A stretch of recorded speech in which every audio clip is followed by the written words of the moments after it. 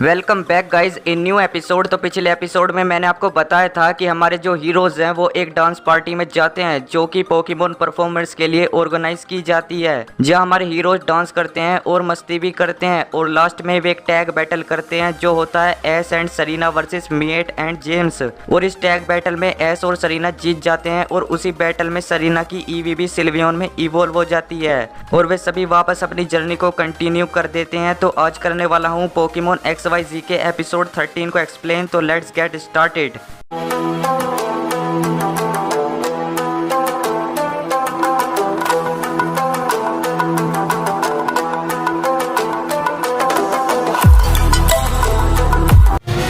A meeting of two journeys.